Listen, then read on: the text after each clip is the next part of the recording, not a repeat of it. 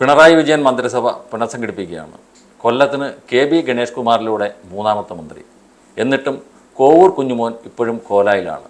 ഈ വിഷയമാണ് ഇന്ന് ചർച്ച ചെയ്യുന്നത്.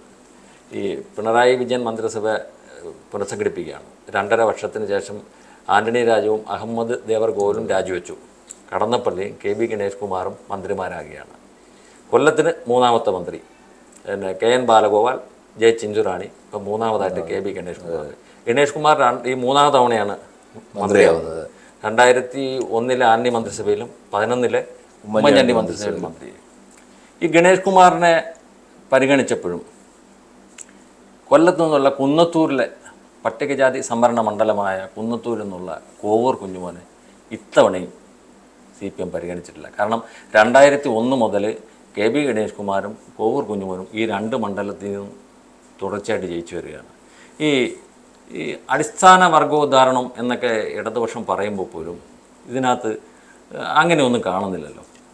അല്ല, തീർച്ചയായിട്ടും നമ്മൾ ഈ ഒരു വിഷയത്തിൽ ആ രീതിയിൽ തന്നെ നമ്മൾ ചർച്ച ചെയ്യേണ്ട ഒരു കാര്യമാണ്. KB ഗണേഷ് കുമാറിന് ഇപ്പോൾ അർഹത ഇല്ലെന്ന് നമ്മൾ പറയുന്നില്ല. മന്ത്രിസ്ഥാനം കിട്ടാൻ കാര്യം മുൻപ് 2 തവണ മന്ത്രിയായ ആളാണ്. ഇപ്പോൾ അവരുടെ പാർട്ടിക്ക് കേരള കോൺഗ്രസ് ബിക്ക് ഒരവസരം കൊടുക്കുന്നു എന്നുള്ള നിലയിൽ ഗണേഷ് കുമാറിന് കൊടുക്കുന്നതുകൊണ്ട് നമുക്ക് തെറ്റൊന്നും പറയാൻ പറ്റത്തില്ല. അത് ഇടതു മുന്നണിയുടെ മുൻപേയുള്ള തീരുമാനമാണ്. ഈ മന്ത്രിസഭ അധികാരത്തിൽ വന്ന സമയത്ത് ഉള്ള ധാരണ പ്രകാരമാണ് ഇപ്പോൾ KB ഗണേഷ് കുമാർ മന്ത്രിയാകുന്നത്. പക്ഷേ കോവൂർ കുഞ്ഞുമോനെ സംബന്ധിച്ച് തികച്ചും ഒരു അന്യായം എന്ന് തന്നെ നമുക്ക് പറയാം. അദ്ദേഹത്തോട് ഒരു അനീതി തന്നെയാണ് ഈ ഇടതു മുന്നണി കാണിച്ചുകൊണ്ടിരിക്കുന്നത്. അത് ഇപ്പോൾ KB ഗണേഷ് കുമാറിൻ്റെ പാർട്ടിയും കുഞ്ഞുമോൻ്റെ പാർട്ടിക്ക് എത്ര ആൾബലം ഉണ്ടെന്ന് ചോദിച്ചു കഴിഞ്ഞാൽ ഇത് ഏത് പാർട്ടിയിൽ കൂടുതലുണ്ട്, ഏത് പാർട്ടിയിൽ കുറവുണ്ടെന്ന് നമുക്ക് പറയാൻ പറ്റത്തില്ല. കാര്യം അത്രയ്ക്ക് ശക്തിയുള്ളൊരു 2 പാർട്ടികളാണ്. 2 മണ്ഡലങ്ങളിൽ മാത്രം 2 മണ്ഡലങ്ങളിൽ മാത്രം ഒതുങ്ങി നിൽക്കുന്ന പാർട്ടി. നേരത്തെ കൊട്ടാരക്കരയിലുണ്ടായിരുന്നു. പക്ഷേ R ബാലകൃഷ്ണപിള്ളയുടെ മരണത്തോടുകൂടി കൊട്ടാരക്കരയിലും പാർട്ടി അസ്തമിച്ചു. ഇപ്പോൾ പത്തനാപുരത്ത് മാത്രം ഒതുങ്ങി. അത് KB ഗണേഷ് കുമാറിൻ്റെ ഒരു വ്യക്തിപ്രഭാവത്തിൽ മാത്രം നിൽക്കുന്ന ഒരു പാർട്ടി എന്നുള്ള നിലയിലേക്ക് കേരള കോൺഗ്രസ് ബി മാറിയിട്ടുണ്ട്. അപ്പോൾ ആ സാഹചര്യത്തിൽ തീർച്ചയായിട്ടും കുഞ്ഞുമോനെ ഇപ്പം മന്ത്രിസ്ഥാനത്തല്ലെങ്കിലും മറ്റേതെങ്കിലും ഒരു സ്ഥാനം അദ്ദേഹത്തിന് കൊടുക്കേണ്ടതായിരുന്നു എന്നുള്ളതിൽ യാതൊരു തർക്കവുമില്ല. യഥാർത്ഥത്തിൽ അത് ഈ ദളിത് പിന്നോക്ക വിഭാഗങ്ങളോട് എപ്പോഴും ഇടതുമുന്നണിക്ക് ആഭിമുഖ്യം ഉണ്ടെന്ന് പറയുമ്പോഴും തീർച്ചയായിട്ടും ഇതൊരു വിവേചനം ആണെന്ന് നമുക്ക് ഉറപ്പായിട്ടും പറയേണ്ടി വരും. കൊല്ലത്തെ സംബന്ധിച്ച് ഇപ്പോൾ കുന്നത്തൂരിനെ സംബന്ധിച്ചാണെന്നുണ്ടെങ്കിൽ എല്ലാ കാലത്തും ഇടതുപക്ഷത്തിന് മുൻതൂക്കമുള്ള ഒരു മണ്ഡലം തന്നെയാണ്. കൊല്ലം ജില്ലയിൽ 11 അസംബ്ലി മണ്ഡലങ്ങളുണ്ട്. ഈ 11-ൽ 10 മണ്ഡലങ്ങളിൽ നിന്നും വിജയിച്ചവർ കഴിഞ്ഞ കാലങ്ങളിൽ മന്ത്രിയായിട്ടുണ്ട്. ഇന്ന് വരെ ആ ഭാഗ്യം കിട്ടാത്ത ഏക മണ്ഡലം കൂടിയാണ് കുന്നത്തൂർ മണ്ഡലം എന്ന് പറയുന്നത്. അപ്പോൾ അങ്ങനെ പരിഗണിക്കുമ്പോൾ ആ കുന്നത്തൂരിനോടുള്ള അവഗണനയാണ് അവിടുത്തെ ജനങ്ങളെ വളരെ ഒരു എന്താ പറയുന്ന ഒരു പരിഭവത്തിലാഴ്ത്തുന്നൊരു കാര്യമാണ്. ഞങ്ങൾക്ക് ഇത്തവണയും ഒരു മന്ത്രിയെ കിട്ടുമെന്ന് പ്രതീക്ഷിച്ചു. കുഞ്ഞുമോൻ 2021 മുതൽ തുടർച്ചയായിട്ട് ഇപ്പോൾ 22 വർഷമായിട്ട് അതേ മണ്ഡലത്തെ MLA ആയിട്ട് പ്രതിനിധീകരിക്കുന്നതാണ്. RSPയിലൊരു പ്രതിസന്ധി ഉണ്ടായപ്പോഴും പ്രധാന RSPയോട് കൂടെ പോകാതെ LDFിനൊപ്പം ഉറച്ചു നിന്ന കുഞ്ഞുമോൻ, അത് LDFിനോടും CPMനോടും കൂറ് ഉറപ്പിച്ച കുഞ്ഞുമോനെ ഇത്തരം ഒരു അവഗണന നൽകേണ്ടതായിരുന്നില്ല എന്ന് തന്നെയാണ് തീർച്ചയായിട്ടും പറയേണ്ടത്. 2001 മുതൽ തുടർച്ചയായിട്ട് ജയിച്ചു രണ്ടുപേരും. അതെ. അപ്പോൾ KB ഗണേഷ് കുമാറിനെ സംബന്ധിച്ച് ഗണേഷ് കുമാറിന് സാമ്പത്തിക ഭദ്രതകളുണ്ട്, അതോടൊപ്പം തന്നെ പിന്നെ സാമുദായിക പിന്തുണയുണ്ട്. അതെ. ഇതൊന്നും ഇല്ലാത്തത് കൊണ്ടാണ് ഈ കുഞ്ഞുമോനെ അവഗണിക്കപ്പെടുന്നത്. കാരണം നമ്മുടെ ഒരു സമൂഹത്തിൽ ഇപ്പോൾ ഇത് തന്നെയാണ് ഒരു ഉദാഹരണമായിട്ട് നമുക്ക് ചൂണ്ടിക്കാട്ടാൻ പറ്റുന്നത്. പണവും പ്രതാപവും സാമുദായിക പിന്തുണയും ഉണ്ടെങ്കിൽ അവർക്ക് ഉന്നത സ്ഥാനങ്ങൾ ഇപ്പൊ ഇടതു മുന്നണിയായാലും വലതു മുന്നണിയായാലും മുന്നണി വ്യത്യാസം മാറും കിട്ടുന്നുണ്ട്. പക്ഷെ ഇതുപോലുള്ള കുഞ്ഞുമോനെ പോലെ പാവങ്ങളായിട്ടുള്ള ആൾക്കാർക്ക് ഒരു മന്ത്രിസ്ഥാനം പോയിട്ട് ഒന്നുമില്ലെങ്കിൽ ഒരു ഡെപ്യൂട്ടി സ്പീക്കർ സ്ഥാനമെങ്കിലും അദ്ദേഹത്തിന് കൊടുക്കാമായിരുന്നു. ഭരണഘടന ചീഫ് വിപ്പ് സ്ഥാനം അപ്പോൾ ഏതെങ്കിലും ഒരെണ്ണം കൊടുക്കാമായിരുന്നു. പക്ഷെ അതൊന്നും കൊടുക്കാതെ അദ്ദേഹത്തെ മാത്രം ഇങ്ങനെ അവഗണിക്കുക എന്ന് പറഞ്ഞാൽ തീർച്ചയായിട്ടും ആ ഒരു എന്താ പറയുന്ന ഒരു സവർണ അവർണ അല്ലെങ്കിൽ ഒരു ഡിസ്ക്രിപ്ഷൻ എന്ന് പറയുന്നത് തീർച്ചയായിട്ടും അത് നമുക്ക് പറയാതിരിക്കാൻ പറ്റുന്നില്ല. അല്ല, 2 കാരണങ്ങളാണ്. ഒന്ന്, കുന്നത്തൂർ പിന്നെ പിന്നോക്ക മണ്ഡലം. അതെ, ഈ MLA പിന്നോക്ക വിഭാഗത്തിൽപ്പെട്ട പട്ടികജാതി പിന്നോക്ക വിഭാഗത്തിൽപ്പെട്ട ഒരാളാണ്. ഇത്രയും സീനിയോറിറ്റി ഉണ്ട്. അപ്പോൾ ഇത്തവണയെങ്കിലും, കഴിഞ്ഞ തവണയും കുഞ്ഞുമോൻ ഒരു കത്ത് കൊടുത്തു, മുന്നണിക്ക് കത്ത് കൊടുത്തു, RSPയെ പരിഗണിക്കാൻ എന്നൊക്കെ പല വാർത്തകൾ വന്നെങ്കിൽ പോലും ഇത്തവണയും കുഞ്ഞുമോന് കോലായി തന്നെയാണ് അവർ സ്ഥാനം കൊടുത്തിരിക്കുന്നത്. അത് ഈ മുൻ ധാരണ അനുസരിച്ച് LDF ഈ രണ്ടാം പിണറായി സർക്കാരിൻ്റെ തുടക്കത്തിലുള്ള ധാരണ പ്രകാരം 2.5 വർഷം കഴിയുമ്പോൾ 2 പേർക്ക് 2.5 വർഷം വീതം അന്നേ പറഞ്ഞിരുന്നു. അപ്പോൾ അത് ഈ നവംബറിൽ കാലാവധി അവസാനിച്ചതല്ലോ. അപ്പോൾ ആ നവംബറിൽ ഇങ്ങനെ കാലാവധി അവസാനിക്കുന്നു എന്ന് അറിഞ്ഞപ്പോൾ തന്നെ LDFലെ മറ്റ് ചില ഒറ്റ MLA കക്ഷികൾ ഈ മന്ത്രിസ്ഥാനത്തിന് വേണ്ടി താല്പര്യം പ്രകടിപ്പിച്ചിരുന്നു. അതിൽ പ്രധാനപ്പെട്ടത് ഇപ്പോൾ LJD മറ്റേ KP മോഹനൻ, അതിപ്പോൾ RJD ആയി മാറിയിട്ടുണ്ട്. അപ്പോൾ അവര് ഒരു മന്ത്രിസ്ഥാനം, അത് ഒരു ഏകാംഗ MLA ആണല്ലോ. മോഹനൻ മുമ്പ് മന്ത്രിയായിരുന്ന ആളാണ്. അല്ല, അവർക്ക് ഒരു ആവശ്യം അവർ ഉന്നയിച്ചു. തീർച്ചയായിട്ടും ഒരേ അംഗമുള്ള പാർട്ടികൾക്ക് കൊടുക്കുന്നുണ്ടല്ലോ.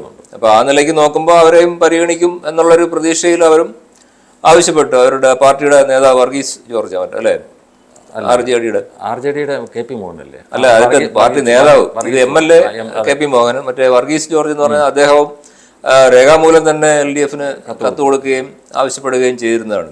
അതേപോലെ തന്നെ ചില മന്ത്രിസഭാ ഷഫ്ലിംഗ് ഉണ്ടാവുമെന്ന് ചിലർക്ക് പ്രതീക്ഷ ഉണ്ടായിരുന്നു. അപ്പോൾ അങ്ങനെ വരുമ്പോൾ കൃഷ്ണൻകുട്ടിയെ മാറ്റിയിട്ട് മാത്യു ടി തോമസ് മന്ത്രിയാവണമെന്നൊരു ആഗ്രഹം ഉണ്ടായിരുന്നു. അതേപോലെ ശശീന്ദ്രനെ മാറ്റിയിട്ട് തോമസ് കെ തോമസിന് അടുത്ത ടേമിൽ ഒരു മന്ത്രി ആയാൽ കൊള്ളാമെന്നൊക്കെ ആഗ്രഹം ഉണ്ടായിരുന്നു. ഇങ്ങനെ പല പല ആഗ്രഹങ്ങൾ പലർക്കും ഉണ്ടായിരുന്നു. പക്ഷേ CPM അതൊന്നും പരിഗണിക്കാതെ മറ്റേ ഈ 2 മന്ത്രിമാരുടെ കാര്യത്തിൽ മാത്രമാണ് ഒരു തീർപ്പാക്കിയത്. അല്ല, ഇതിനകത്ത് പറയുമ്പോൾ പോലെ ഇവർ CPM ഇടതുമുന്നണി കാലത്തും പണ്ട് മുതലേ രൂപീകരണ കാലഘട്ടം മുതലേ ഇവർ പറഞ്ഞിരുന്നത് ഈ അടിസ്ഥാന വർഗത്തിന്റെ കാര്യമാണ്. അതിപ്പോ അടിസ്ഥാന വർഗത്തിൽ നിന്ന് ഇത് മാറിപ്പോയിട്ട് ഇപ്പൊ കാലം കുറയായി. ഇപ്പൊ അടിസ്ഥാന വർഗത്തിന്റെ പാർട്ടി എന്ന് പറച്ചിലിൽ മാത്രമേ ഉള്ളൂ. പ്രവൃത്തിയിലൊന്നും ഇതൊന്നും കാണാനില്ല അടിസ്ഥാന വർഗത്തിന്റെ പാർട്ടി എന്നുള്ള നിലയിൽ. അത് നമ്മൾ ഓരോ സംഭവങ്ങൾ എടുക്കുമ്പോഴും ഇപ്പോൾ തന്നെ നവകേരള സദസ്സ് എടുത്തു കഴിഞ്ഞാലും രാവിലത്തെ പ്രഭാത ചർച്ചയുണ്ടല്ലോ, അതിൽ വിളിക്കുന്നത് നാട്ടിലെ പൗരപ്രമുഖന്മാരെയാണ്. അവിടെ എങ്ങും ഈ പാവങ്ങളെ ഒന്നും ക്ഷണിച്ചതായിട്ട് നമ്മൾ കണ്ടിട്ടില്ല. പൗരപ്രമുഖർ എന്നുള്ള പേരിൽ അതിനകത്ത് തെന്നിയോ തെറിച്ചോ 1-2 ഏതെങ്കിലും ഇതേപോലുള്ള പ്രാദേശിക പാവപ്പെട്ട നേതാക്കളെ വിളിച്ചെങ്കിൽ ആയി എന്നുള്ളതേ ഉള്ളൂ. അപ്പോൾ എല്ലായിടത്തും പൊതുവെ ഇപ്പോൾ കാണുന്നത് ഇത്തരത്തിലുള്ള ഒരു പണവും പ്രതാപവും അധികാരവും മറ്റ് സാമുദായിക പിന്തുണ, ഇതാണ് പ്രധാനമായിട്ട് വന്നിരിക്കുന്നത്. കേരളത്തിലെ പ്രബല സമുദായങ്ങളുടെ പിന്തുണ ഉണ്ടെങ്കിൽ അവർക്കാണ് ഇപ്പോൾ അധികാര സ്ഥാനങ്ങളിലേക്ക് എളുപ്പത്തിൽ എത്തിപ്പെടാനാവുന്നത്. ഇപ്പോൾ ഗണേഷ് കുമാറിനെ സംബന്ധിച്ചാണെങ്കിൽ അദ്ദേഹം NSSന്റെ ഡയറക്ടർ ബോർഡ് അംഗമാണ്. കലഞ്ഞൂർ മധുവിനെ ഒഴിവാക്കിക്കൊണ്ടാണ് സുകുമാരൻ നായർ ഗണേഷ് കുമാറിനെ ഡയറക്ടർ ബോർഡിൽ എടുത്തത്. അപ്പോൾ തീർച്ചയായിട്ടും അദ്ദേഹം NSSന്റെ പ്രതിനിധിയായിട്ട് തന്നെയാണ് ഇപ്പോൾ വന്നിരിക്കുന്നത് എന്നുള്ളതിൽ യാതൊരു തർക്കമില്ല. NSS സർക്കാരുമായിട്ട് ഇങ്ങനെ പല കാര്യങ്ങളിലും ഭിന്നത പ്രകടമാക്കി നിൽക്കുന്നുവെങ്കിലും അവർ ആവശ്യപ്പെടുന്ന കാര്യങ്ങളൊക്കെ നിഷ്പ്രയാസം സാധിക്കുന്നുണ്ട്. അല്ല, ഗണേഷ് കുമാർ മന്ത്രിയാണ് അറിഞ്ഞപ്പോൾ ആദ്യം പോയത് പെരുന്നയിലാണ്. അവിടെ പോയി അദ്ദേഹം പറഞ്ഞത് സുകുമാരൻ നായർ എനിക്ക് പിതൃ തുല്യനാണ്, എനിക്ക് എൻ്റെ അച്ഛന് ശേഷം, അച്ഛൻ പോയതിനു ശേഷം അദ്ദേഹമാണ് എൻ്റെ ഓരോ കാര്യങ്ങളിലും എൻ്റെ പ്രശ്നങ്ങൾക്ക് ഇടപെടുന്നതും എന്നൊക്കെയാണ് ഗണേഷ് കുമാർ പറഞ്ഞത്. അപ്പോൾ ആ ഒരു ബന്ധം NSSന്റെ ഒരു പണ്ട് രമേശ് ചെന്നിത്തലയെ താക്കോൽ സ്ഥാനത്ത് നിയമിക്കണമെന്ന് പറഞ്ഞ സുകുമാരൻ നായർ ഇപ്പോൾ ആ താക്കോൽ സ്ഥാനത്ത് ഗണേഷ് കുമാറിനെ നിയമിച്ചു എന്ന് പറയുന്നതിൽ അത്ഭുതപ്പെടാനില്ല. ഇതിനിടയ്ക്ക് ആദിവാസി വിഭാഗങ്ങളിൽ നിന്നും ഒരു മന്ത്രിയില്ല. ആകെയുള്ള മന്ത്രി എന്ന് പറയുന്നത് K. രാധാകൃഷ്ണനാണ്.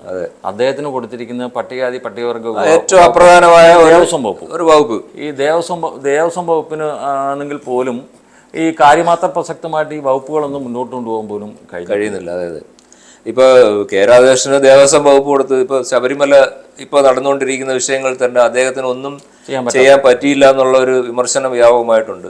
കാര്യം ഇവർക്കൊന്നും ഒരു ശബരിമല പോലുള്ള ഒരു ദേശീയ തീർത്ഥാടന കേന്ദ്രത്തിൽ ഓരോ വർഷവും ഉണ്ടാകുന്ന അവിടുത്തെ ആ തിരക്കും മറ്റു കാര്യങ്ങളും ഒക്കെ മുൻകൂട്ടി കണ്ട് അതിനനുസരിച്ചുള്ള പ്ലാനിങ് നടത്താനോ ക്രമീകരണങ്ങൾ ഏർപ്പെടുത്താനോ കഴിഞ്ഞില്ല എന്നുള്ളത് ഇപ്പം വളരെ വ്യക്തമായിരിക്കുകയാണ്. അപ്പോൾ ഒരു സർക്കാരിന്റെ ഭാഗത്തു നിന്നുണ്ടായ ഏറ്റവും വലിയ പിടിപ്പുകേടാണ് ഇപ്പോൾ ശബരിമലയിൽ നമ്മൾ കണ്ടുകൊണ്ടിരിക്കുന്നത്. ശബരിമലയിലെ പോലുള്ള ഒരു സ്ഥാനത്ത് ഒരിക്കലും ഒരു സർക്കാരിൽ നിന്നും ഉണ്ടാകാൻ പാടില്ലാത്തതാണ്.